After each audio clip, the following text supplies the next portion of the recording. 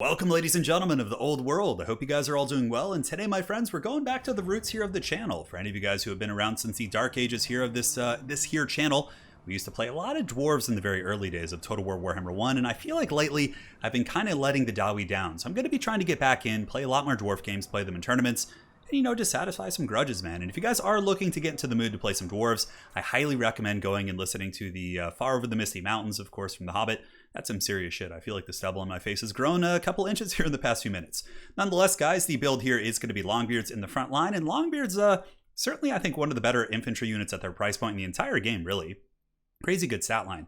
I mean, yeah, their melee attack looks low comparatively to their melee attack, but 49 melee defense is serious. That's almost like chosen territory with shields.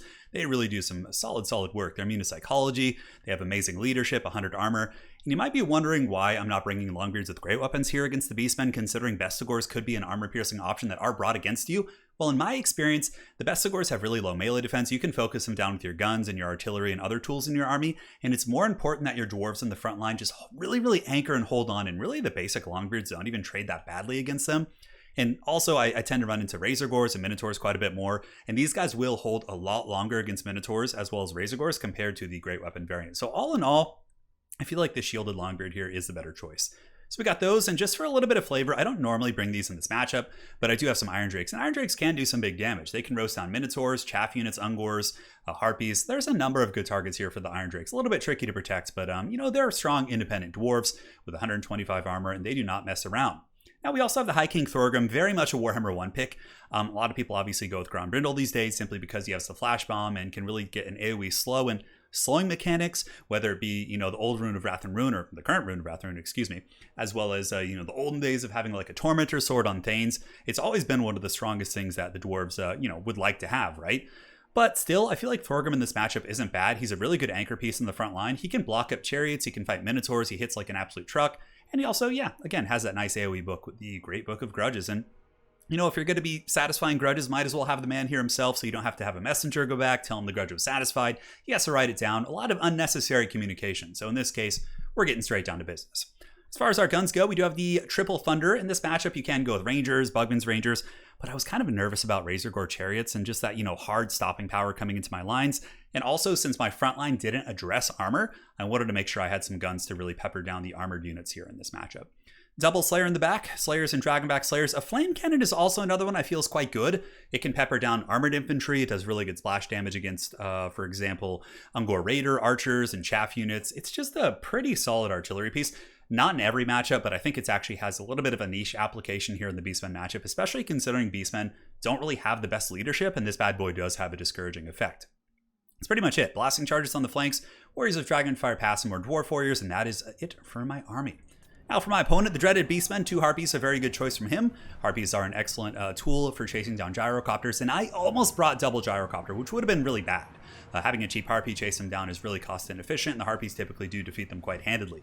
Front line's going to be Ungor Spearman herds getting in with shields, basically sacrificial lambs, quite literally here. They're going to be going in and just take a beating. Double Bestigors in the back. A Giant is a very wild pick, a little bit risky, but the Giant can be okay in very niche situations if the Dwarven player doesn't bring a lot of missiles. Let's say they go with like a box build, because some Dwarf players do like to do that in this matchup. They go like Thorgrim or Grombrindle with Gotrek and Felix. They have a box, then they have a bunch of gyrocopters that just kind of run around. But in this case, for example, if I had gone with a gyrocopter box, the Harpies would shut down the gyros, and the Giant would just be happily beating on my infantry with no missiles shooting it. So it's a little bit of a kind of gamble, I would say, the Giant. It can pay off, but against my build, it's certainly going to struggle a little bit considering all the guns. So the battle is underway, and the Beastmen are tasting that hot Dawi fire, raining some flame cannons here on the Bestigor herd, certainly getting some good value out of the gates. And now we do have our troops moving in. The brave Longbeards of the Dwarven Empire here are going to be fighting the Ungor Spearman herds, and I did just use Oath of Vengeance to make the fight that much quicker. Now, as far as all my guns go, the Dawi guns, the Thunder is going to be unleashing on the Giant. I know the Giant's a big issue. It can beat down Thorgrim if I'm not careful, so I'm just going to be holding with these Longbeards, standing my ground, the brave Dawi holding, and the Iron Drakes also roasting here into the Bestigors, getting a little bit of damage. So far, so good. Longbeards have moved in, engaging the Bestigors. Bestigors should have a little bit of an advantage there. On the flanks, my opponent did come in with the big old Minotaurs, and I counter here by charging with the Slayers, but a beautiful pendulum there from my opponent does go down the Thunders and really butters their bread. And see, this is something that's very cool about the Flame Cannon. It kind of shoots very efficiently into melee combat, and you can see it's going up and over, and very accurately hitting the Bestigors, therefore allowing my Longbeards to actually win that frontline fight, which they would normally lose. In the meantime, Dragonback Slayers trying to screen out these foul Minotaurs here on the flank, and also being peppered by Ungor Raiders, so very good positioning here for my opponent, getting some nice value against my Slayers.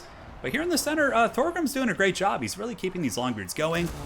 They have 40 melee attack, which is actually really impressive, and the Giant is being brought down. So the High King is going to be felling the Giant as it is peppered with hot Dowie Steel.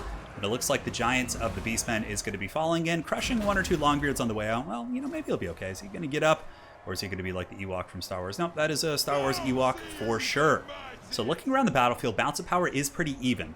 We did take out the Giant, but the Beastmen have gotten some good pressure on the flanks. A couple of our miners got beat up, and now he's got Minotaurs on top of my undefended guns back here. And the Minotaurs, of course, will tear them apart. Another very good pendulum. However, the bounce power is even largely due to the fact that he does have the spawn on the battlefield. So Morgr has dropped some spawn here, and that really is the big factor as to why the bounce is like it is. Look at the flame cannon, man, just beautiful shots. A little bit of a lapse of micro here. I had the Warriors of Dragonfire pass. I thought they were defending the flame cannon, but for a moment I lapse, and the Harpies are able to get the flame cannon, which is really unfortunate. And here these Slayers, hot in the tail here of the Minotaurs. Every time I hit them, it slows them down, 40 speed against 40 speed. So just really doing my best to stay with these Minotaurs, but they got some pumping hooves, man, and they're doing a good job. And unfortunately, due to a little bit of a laziness and micro on my part, I did lose my flame cannon, which is very, very unfortunate. But overall, the current state of the battle, I felt okay. There was spawn kind of as a false inflation of the bounce of power. I had two Slayers chasing down both of the Minotaurs. The Giant is gone, and High King Thorgrim just satisfying the erect grudge here, laying a huge beating down on this Bray Shaman, but of course is on foot. And Thorgrim, I think, yeah, he's got 30 speed, so he's not that quick. But with Oath of Vengeance, he is able to satisfy the grudge here and break down that Bray Shaman. So looking around the battlefield, the Minotaur train is still a-moving. It looks like right now he's trying to overload on these Slayers with his two Minotaurs, but Slayers are more than happy to meet such a fate. And every one of these Slayer attacks is really paying huge dues as the Minotaurs are slowly being dragged down. We do have some reinforcements coming in via the Dwarf Warriors here, I believe, which are the Dragon Fire Pass Warriors. No mere Dwarf Warriors. These guys are basically like budget Longbeards. And on top of that, most of our guns have stabilized. One unit on the far side did take a huge beating, of course, from the Minotaur train, but these guns here and these ones are basically just repositioning, trying to move them out just to make sure the Minotaurs can't come back. And High King Thorgrim is just kind of hiking around the battlefield, and oh man, it's always such a funny thing. I think somebody on the Warhammer Reddit actually made a really funny, like, actual drawing of Thorgrim hiking up a hill, which wouldn't it be interesting if Thorgrim could, like, be like a foot character instead of being on his throne of power here? I don't know. I guess it might look a little bit funny. But Thorgrim moving in here, the Longbeards and the Dwarf Warriors and the Dragonback Slayers collapsing on the last of the Bestigor herds, and Morgr better watch out, man. Thorgrim hits very hard. Granted, he does do magic damage, and I believe that Morgr has a little bit of magic resist, or a fair amount, actually. Yeah, 25%. So a little bit of a damage mitigation, but nonetheless, Morgr would absolutely get spanked by Thorgrim. Thorgrim's armor value, his HP pool, he's got better combat stats, he just hits like an absolute truck. And for the most part, Oath of Vengeance also quite good here, putting the melee defense of the Cow Master, the dreadlocked cow, down to a relatively low amount. Guns in the distance, the Thunder is pushing back the cows, the Minotaurs getting blasted off the map by the Dwarven guns, and it looks like this is going to be the last stand of the Beastmen, as Morgr is slowly getting worn down, and the Bestigor herds are being grinded by the rest of the Dwarven army, especially these very angry Slayers here with their powerful red beers. Beers? Well, they probably have like red beer as well, but red beards is what I was looking to say. So Morgr, pretty much counting for the last of the bounce power for the Beastmen, is going to be circle beaten by Thorgrim, and the grudge will be satisfied as the Dreadlock cow is pushed back to the forest from whence he came.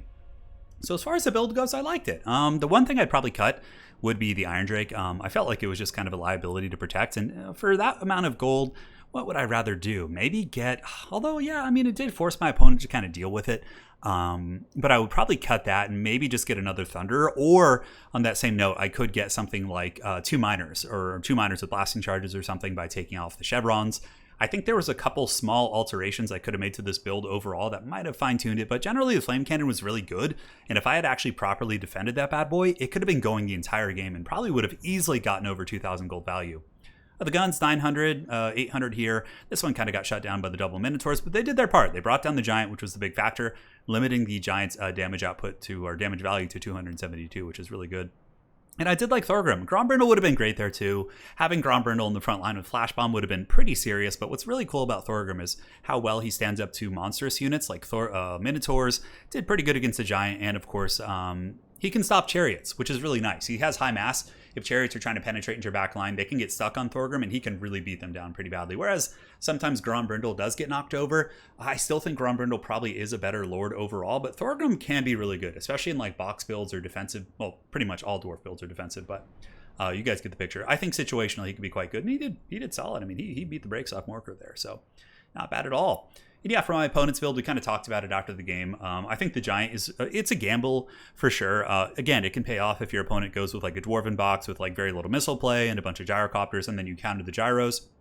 It's a bit of a gambit, as they say in the old chess world for sure. But I think just cutting the Giant, getting like 3 or 4 Razor Gore herds, then you have a much better build, right? Razor Gores are super cost effective. If you stack Razor Gores on top of chaff units against Longbeards, it can be a very, very solid trade for you indeed. So yeah, just my 2 cents. Hopefully you guys enjoyed that one. The dwarves are back in the menu. I'm going to be playing them quite a bit more.